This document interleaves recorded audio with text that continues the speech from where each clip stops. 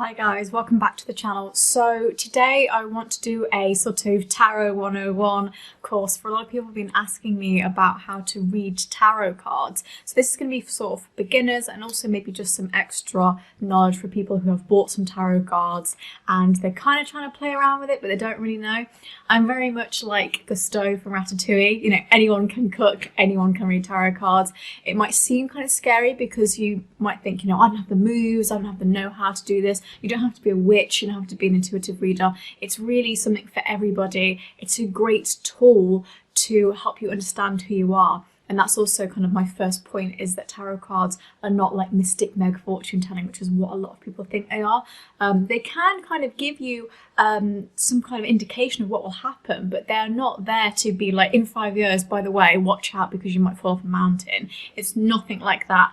It's really a tool to help you understand who you are and kind of within that sphere, starting to understand your own emotions. And also it's just quite fun. It's just quite fun when you get a card and you're like, oh my God, you know, it's an exciting card. And it's also a really good tool to start honing analytical skills. So if you're somebody who you're not that great at sort of interpreting, you're not that great at analysing, it's a really good way to start building that up.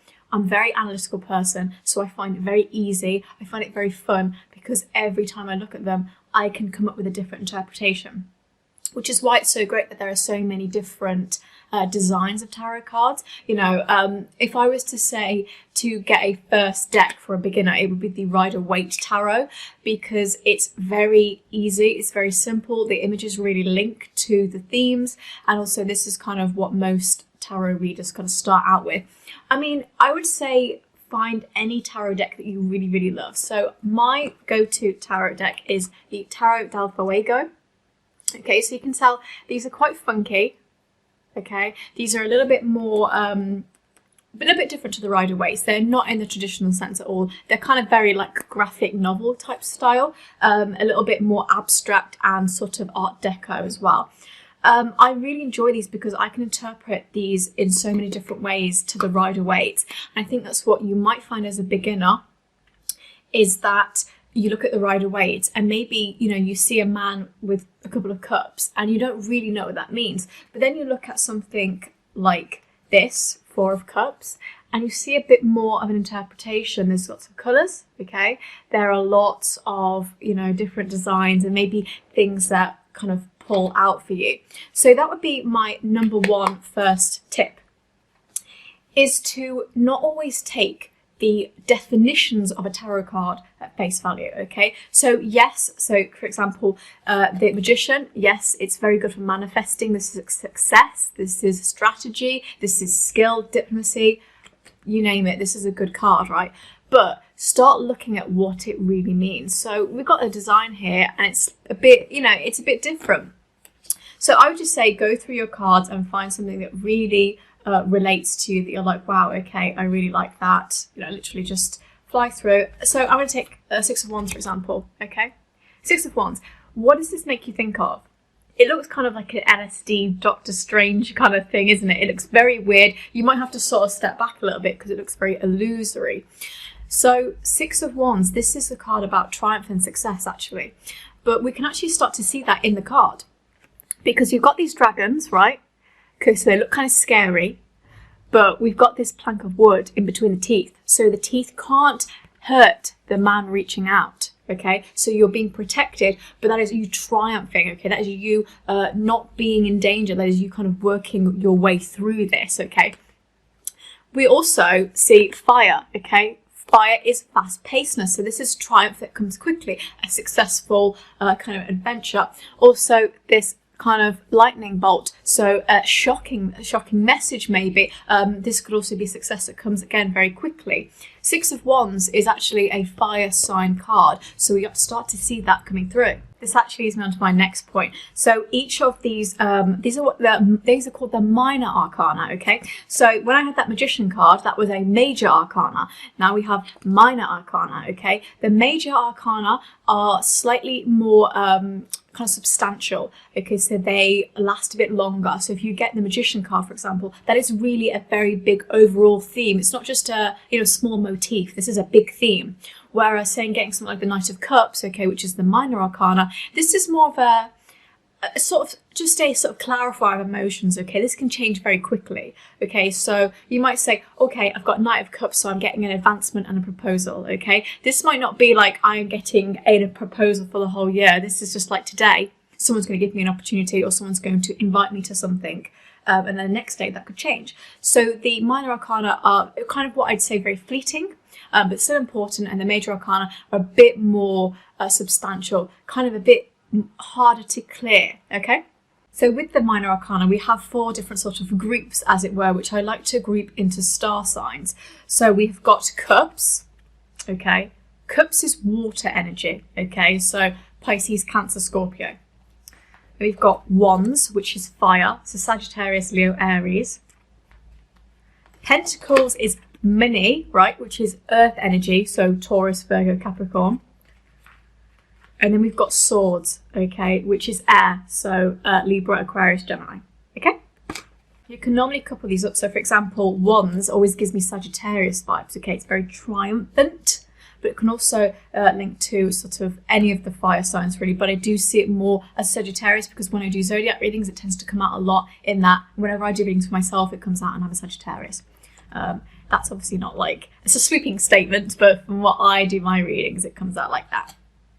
So again, you know, the kind of thing I would say is to start learning that, is just get that in your head, is that, by the way, when I get a wands thing, it might mean I've got some fire energy, but also what does fire energy mean? It means fast-pacedness, it means ambition, it means, you know, adventure, you know, it just means movement, okay? What do you do when you get water? It's emotional, you know. When you get earth energy, money and stability. When you get air, logic and creativity. So start looking at it in that way, and that is the easiest way, I would say, to start kind of looking at tarot as a beginner. So there's about 70 odd type of cards, so just have a look at them, kind of get to know them all. And again, I think it's really fun because you have different types of styles. So I've got a really cool deck that I just bought, which is a Golden Girls. I love the Golden Girls. I think they're amazing. And these are very cool because these have given me interpretations. I'm like, oh, that's interesting. So we've got Strength card here. What does the lion do? Leo. We've got strength, you know.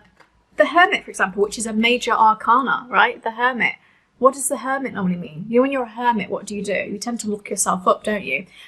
You need a little bit of inner peace, a bit of inner solace. You need to go within, okay? So this is for people who kind of need to take a break, you know. Sometimes people are working too hard. They're not looking within. You know, they're not sitting in the dark room and, you know, shutting up and actually like going inside their head. So that's what that Hermit card is. You know, the Star, Aquarius, okay, the water bearer. Star is all about faith, you know, wish upon a star type of thing. But also we can see in this card that it's Aquarius because we've got Blanche with these 2 water things. So it's very easy to start interpreting it in that way. So my next point is that you can have normal upright cards and in reverse cards. So we've got the Devil here, which is in upright, and then we've got Death card in reverse, okay? So when a card is in upright, this is where you get your normal sort of tarot meaning, okay? So this is where, you know, the Devil means decay, maybe you've been deceived, you know, you're in sort of a state of mourning, perhaps. Whereas the Death card, which often means transformation, I know people are really scared about getting the Death card. Like, they think it means they're going to die. It doesn't mean that. It means transformation. You know, the death of something needs to what? A new beginning for something else. It's like that, the old saying that you have to let something die in order for something else to live.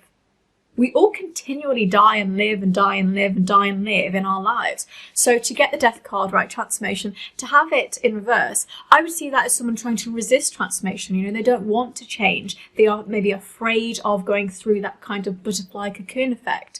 They don't really want to put the work in or the effort for spiritual growth. So sometimes this means you're resisting spiritual growth. Sometimes it means that you're just, you know, resisting a transformation of some kind. Maybe, for example, if we start looking at this within a relationship, right? This is you really not wanting to let go, okay? You're resisting letting go. You're resisting that natural progression of movement, okay?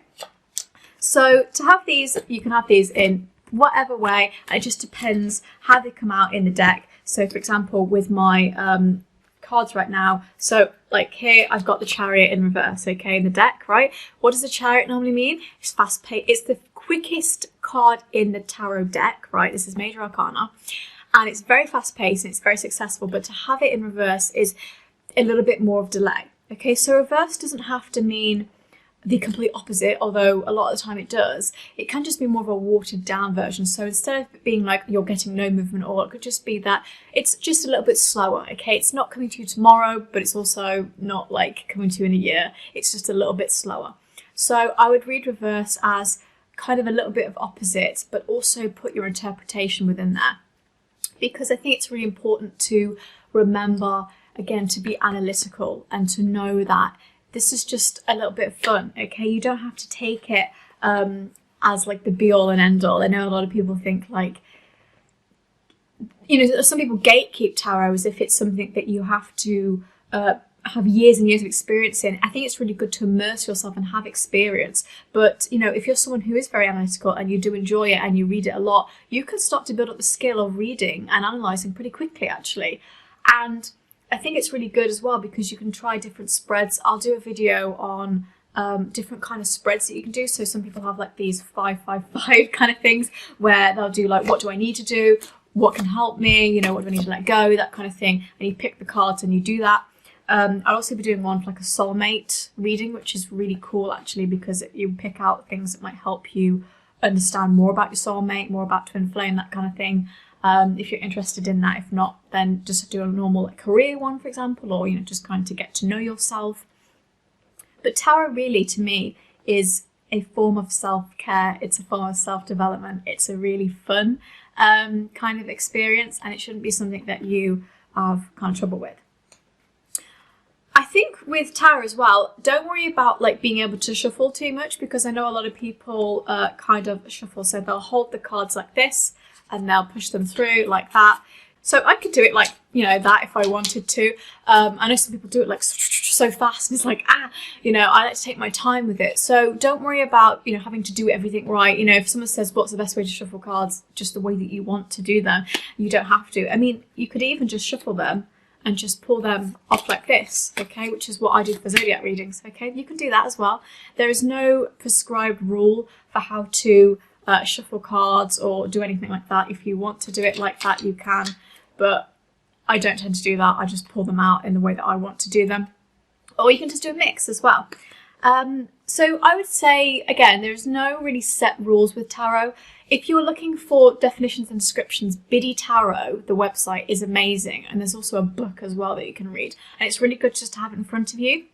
When I was first learning, I just wrote like really simple lines. Like if I had like 6 of Wands, for example, I just put triumph, success, blah, blah, blah. And I just have that in front of me. So when I was like practicing, I'd know exactly what it was. And then also when I first started doing readings, which was quite a while ago, I had it in front of me just so I had the kind of confidence. And obviously now I can just be like, it's whatever. It's just like a skill, like learning a language. You just learn it and you soon have all in your head, and you'll be kind of surprised that you can read like 70 odd cards and know all the meanings and know what star signs they link to and how this can apply to someone's life. So tarot is really easy. Don't be scared of it. Have a lot of fun with it. You know, get a deck. Just start by getting a deck, like a £10 from Amazon or, you know, Etsy or wherever, and just start playing around with it. Just do it for yourself to begin with, and then maybe do some for friends and family, and yeah, just have fun with it. I hope this video helped, and if you have any questions, just let me know. I'll do some kind of tarot spreads as well, just to, you know, help people, but hopefully this has been insightful and enjoyable too. So please like, comment and subscribe, and thank you very much.